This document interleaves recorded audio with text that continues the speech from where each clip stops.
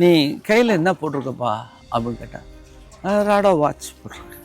அப்போது வைரமோரம் என்னம்மா வைரமோரம். அப்போது தான் எனக்கு பொட்டுல் அடித்த மாதிரி ஒரு வார்த்தை சொன்னேன். உடம்புக்கு வெளியில் போடுறதுக்கு இவ்வளவு செலவழிக்கிற, என்னென்ன மாதிரி செய்கிற, இதெல்லாம் பெருமையாக பேசுகிற, உடம்புக்கு உள்ளார கொடுக்குறதெல்லாம் விஷத்தை கொடுக்குற.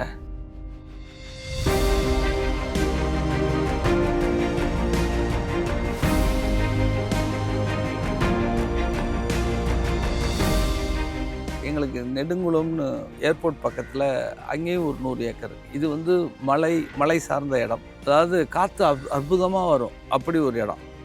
அது வந்து பிளைன் இடம்.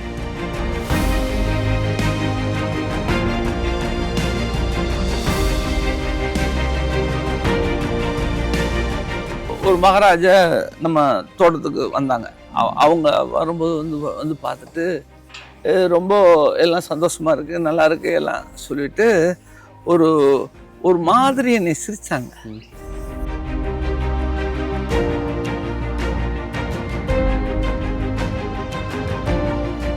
இதுதான் ஒரிஜினல் மாடு. எப்படி இந்த மாடுக்கு வந்து இந்த திமில் இருக்கணும், கொம்பு இருக்கணும், நல்ல நெத்தி இருக்கணும், இதுதான் மாடு.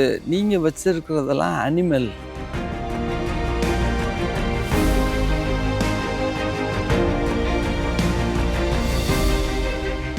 இந்த 2000 எங்கள் குடும்பத்துடைய மொத்த வருமானமே 50 லட்சம் தான். இந்த பசுக்கெல்லாம் வந்ததுக்கப்புறம்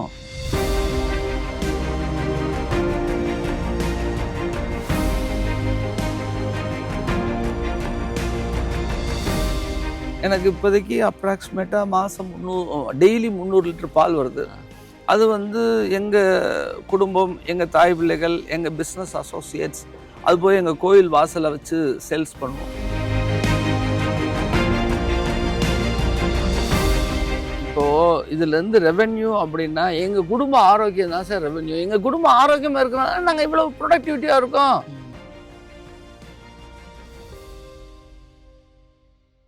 பசுமை விகடன் நேயர்களுக்கு வணக்கம். இப்போ நம்ம மதுரை மாவட்டம் வைகாசிப்பட்டி அப்படிங்கிற ஒரு வில்லேஜில் தான் இருக்கும்.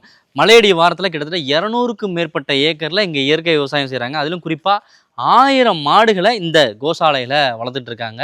இங்கே யாருப்பா இதெல்லாம் பண்ணிட்டு இருக்கா, இவ்வளோ பெரிய விஷயங்கள் பண்ணுறா அப்படிங்கிறது தான் அவங்களுடைய கேள்வியாக இருக்கும். உங்கள் எல்லாருக்குமே தங்கமயில் ஜுவல்லரி தெரியும். தங்க விற்பனையில் தனக்குன்னு ஒரு பெஞ்ச் மார்க் கிரியேட் பண்ணியிருக்காங்க. அவங்க தான் இதை வெளில தெரியாமல் இப்படி ஒரு விஷயத்த பண்ணிட்டு இருக்காங்க. இயற்கை விவசாயத்தில் அவங்களுக்கு மிகுந்த ஈடுபாடு இருக்குது. அவங்க இங்கே என்னென்னலாம் பண்ணுறாங்க, இந்த குறிப்பாக இந்த கோசாலையை எப்படி பராமரிக்கிறாங்க, இங்கே 1000 மாடுகளை எப்படி வளர்க்குறாங்க, இப்படி பல்வேறு விஷயங்களை இந்த வீடியோவில் கேட்டு தெரிஞ்சுக்க போகிறோம். வாங்க வீடியோக்குள்ள.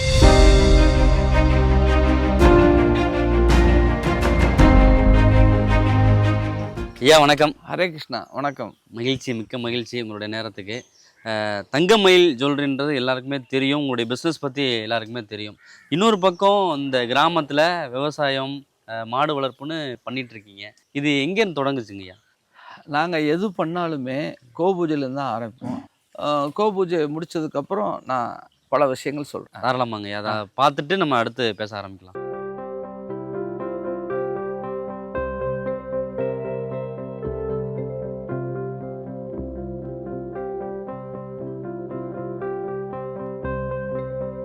ஐயா, சிறப்பான ஒரு கோபூஜை முடித்தோம். தினம்தோறும் இப்படி தான் உங்களுடைய வாழ்க்கை ஆரம்பிக்கும். ஆமாம், காலை ஆரம்பிக்கும்.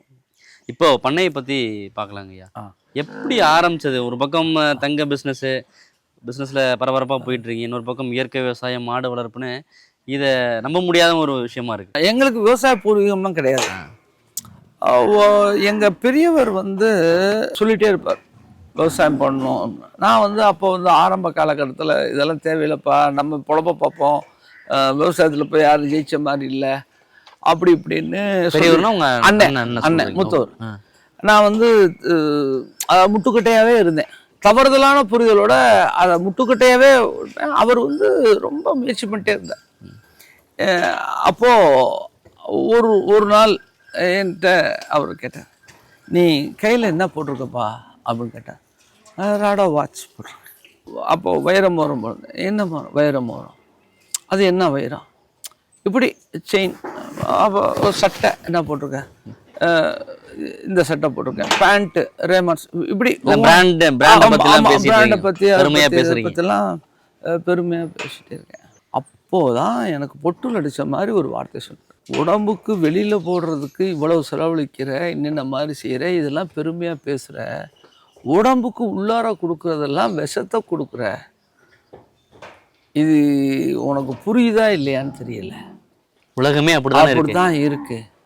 ஸோ நம்ம வந்து ஒரு அளவு வளர்ந்துட்டோம். இனிமேயும் நம்ம வந்து நம்ம பிள்ளைகளுக்கு நமக்கு வந்து கெமிக்கல் உணவுகளை சாப்பிட்டா எப்படிங்கிறத சொன்னார். அன்னைக்கு தான் எனக்கு வந்து பொட்டில் அடித்த மாதிரி உணர ஆரம்பித்தேன். 91 இருந்தே வந்து நாங்கள் வந்து இடங்கள்லாம் வாங்க ஆரம்பிச்சிட்டோம். இது ஒரு 100-110 ஏக்கர் இருக்கும். அதே மாதிரி எங்களுக்கு நெடுங்குளம்னு ஏர்போர்ட் பக்கத்தில் அங்கேயும் ஒரு 100 ஏக்கர் இருக்குது. இது வந்து மலை சார்ந்த இடம். இடமே ரம்மியமாக இருக்கு. ஆமாம், ரொம்ப அற்புதமாக இது வந்து ஒரு வேலி, அதாவது காற்று அற்புதமாக வரும். அது வந்து பிளைன் இடம். 2 இடத்தையும் நாங்கள் தேர்ந்தெடுத்து நாங்கள் வச்சுருந்தோம். அப்படி விவசாயம் கொஞ்சம் கொஞ்சமாக பண்ணுறதுக்கு முயற்சி பண்ணிட்டு இருந்தோம்.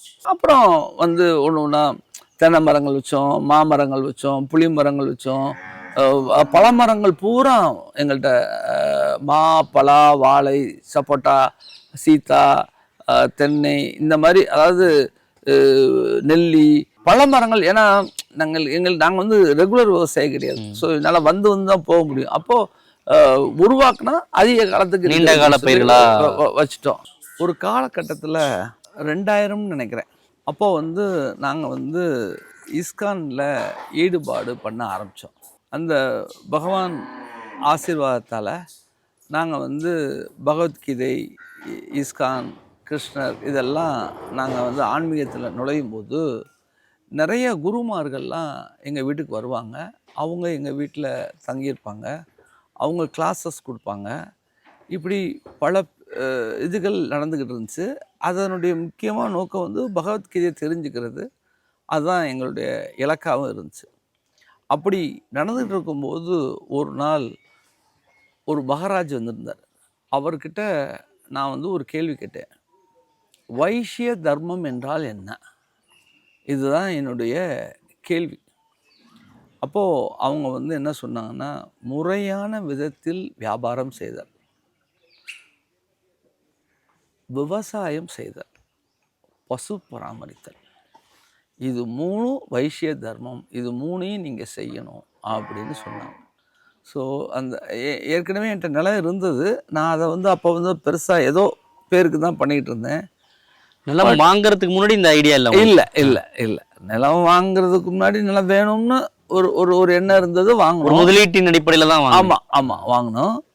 பட் அப்புறமேலு வந்து அதுக்கு உண்டான ஆளுகள்லாம் கூப்பிட்டு 2000 இருந்து இதுக்கு முதல்ல பசுமாட்டுக்கு தேவையான அகத்தி, முருங்கை, கிளரிசீடியா, இந்த மாதிரி பசுமாட்டுக்கு உண்டானதெல்லாம் நாங்கள் வைக்க ஆரம்பித்தோம். 2004 5 ஒரு நாள் இங்கே பக்கத்தில் முடுவார்பட்டின்னு ஒரு கிராமம், அங்கே போய் நான் வந்து முதல்ல 2 பசுமாடு வாங்கிட்டு வந்தேன். அது வந்து ஹெச்எஃப் ஜெர்சி. எனக்கு அதை பற்றி தெரியாது. பசுமாடுனா அதான் மாடுன்னு வாங்கிட்டு வந்துட்டேன். நிறைய பால் கொடுக்கும், ஆமாம் அப்படின்னு வாங்கிட்டு வந்துட்டேன். அப்பயும் நாட்டு மாடும் கொஞ்சம் கொஞ்சம் இருந்துச்சு. பட் ஒரு ஸ்டேஜில் வந்து என்ன ஆயிடுச்சுன்னு சொன்னால், இந்த ஹெச்எஃப் ஜெர்சி மட்டுமே 700 மாடு வந்துருச்சு. அதே மாதிரி அப்போது மறுபடியும் ஒரு மகாராஜா நம்ம தோட்டத்துக்கு வந்தாங்க. அவங்க வரும்போது வந்து பார்த்துட்டு ஒரு மாதிரி என்னை சிரித்தாங்க. நான் அதனுடைய உள்ள அர்த்தம் எனக்கு புரியலை. உடனே நான் கேட்டேன், என்ன சாமி, என்ன நீங்கள் ஏதோ மனசில் நினைக்கிறீங்க, சொல்ல மாட்டேங்கிறீங்க அப்படின்னு நான் கேட்டேன். அப்போது அவங்க வந்து சொன்னாங்க, அந்த அர்த்தத்தை நீங்கள் சரியாக புரிஞ்சுக்கல, பசு பராமரித்தல் தான் நான் சொல்லியிருக்கேன் என்ன அப்படின்னா. அப்படியா, சரி. இந்த அப்போது என்கிட்ட காங்கேயம் நிறையா இருந்துச்சு. கிரு ஒரு 5-10 இருந்துச்சு. இதுதான் ஒரிஜினல் மாடு. எப்படி இந்த மாட்டுக்கு வந்து இந்த திமில் இருக்கணும், கொம்பு இருக்கணும், நல்ல நெத்தி இருக்கணும், இதுதான் மாடு. நீங்கள் வச்சிருக்கிறதெல்லாம் அனிமல் அப்படின்னு சொல்லிட்டாங்க. அப்படியா, சரி, எனக்கு தெரியலையே அப்படின்னு சொல்லிட்டு அதுக்கப்புறம் அந்த 700 பசுமாடையும் மக்களுக்கு கிஃப்ட் கொடுத்துட்டோம். 700 மாடலும் கிஃப்டாக கொடுத்தாச்சு. அதுக்கப்புறம் நாங்கள் பிரயாசப்பட்டு குஜராத்தில் போய் கிர் வாங்கினோம். ஹரியானாவில் போய் சாகிவால் வாங்கினோம், உத்தரப்பிரதேசில் போய் தார்பார்க்கர் வாங்கினோம், காங்க்ரேஜ் வாங்கினோம், ஆந்திராவில் போய் ஓங்கோல் வாங்கினோம், தமிழ்நாட்டில் ஈரோடு காங்கேயம் பக்கம் போய் காங்கேயம் வாங்கினோம். அப்படி மொத்தம் 9 விதமான இந்திய நாட்டு மாடுகள் இப்போ எங்கள்கிட்ட இருக்கு. கொண்டு வந்துட்டீங்க அப்படி படிப்படியாக கொண்டு வந்தோம். அது எங்களுடைய நோக்கம் வந்து என்னென்னா பசு பராமரித்தல். அடுத்து வந்து இந்த பசுக்கள்லாம் சந்தோஷமாக இருக்கணும். அதாவது நான் பல இடங்களில் பார்க்குறேன், பல பேர் செய்கிறாங்க. ஆனால் இதுக்கு ஒரிஜினல் பேர் வந்து கால்நடை. அது நடந்துக்கிட்டே இருக்கணும். அப்போ தான் அது வந்து சந்தோஷமாக இருக்கும். நிறைய பேர் வச்சுருக்காங்க, கட்டி போட்டே வச்சுருக்காங்க. அது என்னதான் இருந்தாலும் தங்க கூண்டில் இருக்கிற கிளி மாதிரி இருக்குது. அதனால் எங்கள்கிட்ட இருக்கக்கூடிய பசுமாடு வந்து ரொம்ப சந்தோஷமாக இருக்கும், ரொம்ப ஆனந்தமாக இருக்கும். அதனால் அதுக்கு மேய்ச்சலாம் வச்சுருக்கோம், அதை கூட்டிகிட்டு போகிறதுக்கு ஆள் வச்சுருக்கோம். இயற்கையான முறையிலே அதுகளெல்லாம் இணைய விடுவோம். இந்த ஊசி இதெல்லாம் கிடையாது. இந்த இடத்துல ஒரு முக்கியமான விஷயத்தை வந்து நான் பதிவு பண்ண விரும்புகிறேன். 2000 வரைக்கும் நான் வந்து தங்கமயில் பழைய கடையை வச்சுருந்தேன். 2001க்கு அப்புறம் நான் கொஞ்சம் கொஞ்சமாக இந்த பசுமாடு வாங்கினேன், இதெல்லாம் பண்ணேன். அப்படின்னா இந்த 2000ல் எங்கள் குடும்பத்தினுடைய மொத்த வருமானமே 50 லட்சம் தான். அவ்வளோதான். எத்தனை கடைகள் இருந்தது அப்போ? ஒரு கடை தான். ஆமாம். இந்த பசுக்கள்லாம் வந்ததுக்கப்புறம் இந்த பசுக்களுடைய பால், தயிர், மோர், நெய், இந்த மாதிரி விஷயங்களை நாங்களும் எங்கள் குடும்பத்தாரும் எங்களை சுற்றி உள்ளவங்களுக்கும் நாங்கள் கொடுக்க எங்களுடைய பார்வை, கோணம், தொழில் சம்பந்தப்பட்ட அந்த அணுகுமுறை அனைத்துமே, அதாவது ததாமி புத்தி யோகம் அப்படின்னு சொல்லுவாங்க. அந்த புத்தியை இவர் தான் எனக்கு கொடுக்குறாரு. அவ்வளவு அற்புதமாக கொடுக்குறாங்க. இப்போ பகவான் ஆசீர்வாதத்தால் நம்மளுடைய கம்பெனியுடைய வளர்ச்சி எவ்வளோ இருக்குது அதெல்லாம் நீங்கள் பேலன்ஸ் ஷீட்டை பார்த்து தெரிஞ்சுக்கிங்க. நான் சொல்ல விரும்பலை. இப்போ எவ்வளோ கடைகள் இருக்குது? இப்போ 66 கடைகள் இருக்குது. டிசம்பர் 14 கூட இன்னொரு கடை ஓப்பன் பண்ணுறோம். 65 கடைகள் அதிகமாக இருக்குது. ஆமாம். லாபம் எந்த அளவுக்கு இன்க்ரீஸ் ஆயிருக்கு? அது பேலன்ஸ் ஷீட் பாருங்கள், அது வந்து மிக சிறப்பாக இருக்குது. அதாவது நான் சொல்கிறது, நான் பொருளாதாரத்தை மட்டும் சொல்லலை, ஆனந்தம், சந்தோஷம், மனநிறைவு, சூழலை மாத்திருக்கு டோட்டலா. அதனால நான் இந்த பசுமை வீடு மூலியமாக மக்கள்கிட்ட என்ன ரிக்வெஸ்ட் பண்றேன்னு சொன்னா, எல்லாரும் அட்லீஸ்ட் ஒரு 2 நம்ம ஊர் பசுமாடு வச்சு, நாட்டு மாடு வச்சு, அதன் மூலியமா அதை வந்து பொருளாதாரமா பார்க்காம நம்மளுடைய ஆரோக்கியமாகவும் நம்மளுடைய மனநிலையும் நம்ம குடும்பத்தினுடைய இதையும் பார்த்து அந்த பால், தயிர், நெய், கோமியம் இதெல்லாம் யூஸ் பண்ணோம்னு சொன்னோம்னா நம்மளுடைய ஆரோக்கியம், மனமாற்றம், தெளிவு, சிந்தனை எல்லாமே மாறுது. அதனால நம்மளுக்கு வளர்ச்சி அற்புதமாக இருக்கு. அதுக்கு நாங்கள் ஒரு உதாரணம்.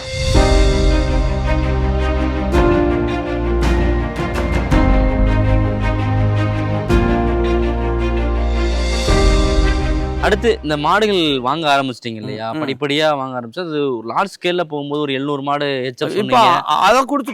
கொடுத்தீங்க. இப்ப அடுத்து நாட்டு மாடுகள் வாங்குறீங்க. இதை வந்து மெயின்டைன் பண்றது பெரிய ப்ராசஸ். எப்படி இதை மெயின்டைன் பண்ற? எவ்வளவு பேர் இருக்காங்க? சிஸ்டம் வச்சிருக்கீங்களா? அப்படிலாம் ஒன்றும் ரொம்ப பெருசாக தொழில் பண்ணுற மாதிரிலாம் சிஸ்டம் இல்லை. ஆனால் இங்கே வந்து ஒரு 20-30 பேர் டெடிக்கேட்டட் பீப்புள். அவங்களுக்கு இதை பற்றி தான் தெரியும். அவங்களுக்கு வாழ்வாதாரமே பசு தான்.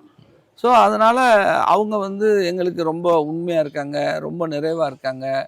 நாங்கள் வந்து தீவனம் எல்லாமே நாங்களே தயார் பண்ணுறோம். மாதம் ஒரு 40 டன் வரைக்கும் நீங்களே உங்கள் இடத்துல உற்பத்தி பண்ணி அடர் தீவனம். நாங்கள் இப்படி தான் எல்லாமே மிஸ்டேக் பண்ணி தான் நாங்கள் கற்றுக்கிட்டோம். நாங்கள் சில புண்ணாக்கெலாம் வெளில வாங்கி போட்டோம். அதில் சில நல்லது கெட்டதெல்லாம் அப்புறமேலு தெரிய வந்துச்சு. சரி வேண்டாம், நம்மளே இவ்வளவு வச்சுருக்கோன்னு சொல்லிட்டு அப்படியே கொஞ்சம் கொஞ்சமாக அதுக்கு ஒரு மில்லே கட்டியிருக்கேன்.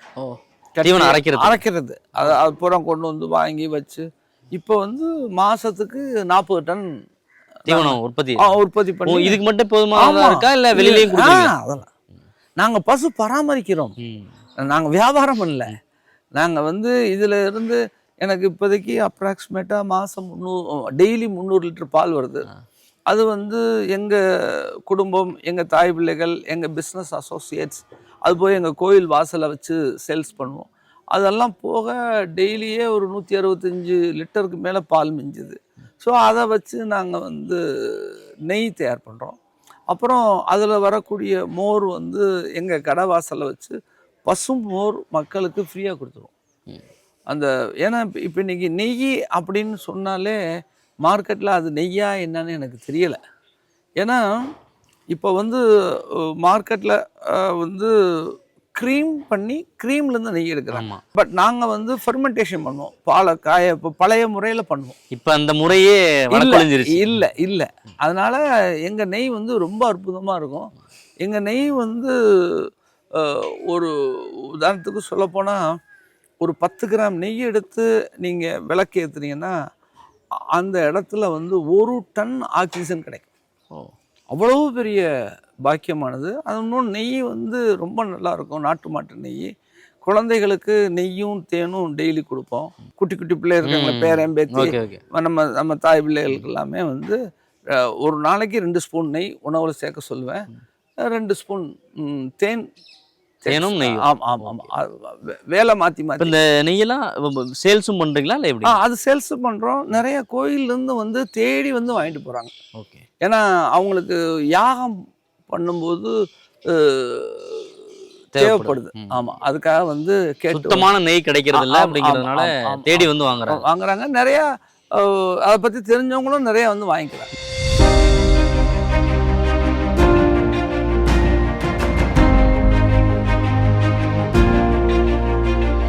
பொதுவாக கோசாலைகள்னாலே வெட்டுக்கு போற மாடுகளை கொண்டு வர்றது, அது மாதிரியான விஷயங்கள், மாடுகளை காபந்து பண்றது அப்படின்ற ஒரு ஸ்டேட்டஸ்க்கு போவாங்க. நீங்க வந்து அப்படி போறீங்களா? இல்ல நாங்க இதுக்காக பிரத்யேகமா நாங்க எல்லாம் வாங்கி பண்றதுதான். அது எங்களுக்கு ஒரு சில பேர் வந்து அவங்க அப்பா அம்மா காரியத்துக்கு 1-2 பேர் கிஃப்ட் கொடுக்கணும்னு கூட சொல்லுவாங்க, வருவாங்க. அப்படி வந்தாங்கனாலுமே நாங்க நாட்டு மாடு தான் வாங்குவோம். அந்த ஹெச்எஃப் வந்து வாங்குறது இல்லை. ஓகே. எப்படி இயங்குது இந்த கோசாலை? இப்போ நீங்களே பார்த்து வாங்குறீங்கன்னு சொல்றீங்க இல்லையா? ஆமாம், ஒரு தடவை வாங்கினோம். அதாவது கொஞ்சம் கொஞ்சமாக வாங்கி ஒரு 200-300 பசுக்களுக்கு கொண்டு வந்தோம். அதுக்கப்புறம் அதுவே அது. ஆமாம். எப்படி இந்த மாடுகள் வாங்குறது? நீங்களே நேரில் போய் வாங்குவீங்களா? ஆள் வச்சு தான்? ஆமாம், அதுக்கு ஆளுகள்லாம் வச்சுருப்பேன். இருந்தாலும் எனக்கு இதில் பிரியம் ஜாஸ்தினால நானே போவேன். எனக்கு வடக்கெல்லாம் நிறைய வியாபாரிகள் இருக்காங்க, அவங்கள்ட்ட ரிக்வஸ்ட் பண்ணுவேன். குஜராத்தில் போய் கிர் வாங்கிட்டு வந்தோம். இப்படி எல்லா இடத்துக்கும் நீங்களே போயிடுவேன், வாங்கிட்டு வந்துடுவேன். இவ்வளோ மாடுகள் ஒரே இடத்துல வச்சிருக்கும் போது மிக சவாலான விஷயமா இருக்குது பார்த்தோன்னா நோய் தாக்குதலை வந்து கண்ட்ரோல் பண்றது. ஆமாம், ஒரு மாடுகளுக்கு பரவிடுச்சுன்னா அப்புறம் எல்லா மாடுகளும் பாதிக்கும். ஆமாம், அதை எந்த மாதிரி எங்களுக்கு டாக்டர்ஸ் இருக்காங்க. அப்போது நாங்கள் இயற்கையாக வச்சுருக்கிறதுனால எங்கள்கிட்ட நிறைய வேப்ப மரங்களாக இருக்கிறதுனால வேப்ப கரைசல் வந்து மாதம் எல்லாத்துக்கும் தெளிச்சிடுவோம். அது போக வந்து குடற்புழு இது பண்ணுறதுக்கு உண்டான இது எல்லாம் எல்லாம் எங்கள்கிட்ட வேப்ப மரம் எங்கள்கிட்ட எல்லாமே இருக்குது. அதை வந்து பயன்படுத்துவோம். வருஷத்துக்கு ஒருக்க அந்த மழை காலங்களில் மட்டும் கவர்மெண்ட்லேருந்து வந்து ஊசி போடுவாங்க. இல்லைன்னா அதை நாங்கள் வாங்கி கொடுத்துருவோம், ஊசி போட்டு போயிடுவாங்க. ஸோ இது வரைக்கும் எங்களுக்கு வந்து பெருத்த சேதம் இது வரைக்கும். ஒரு சில நேரங்களில் அம்மா போட்டிருக்கு, அது ஒரு அதுவும் பரவி இருக்கு. அது ஒரு 10-20 மாடு, அதுக்குன்னு தனி செட்டு வச்சுருக்கோம்.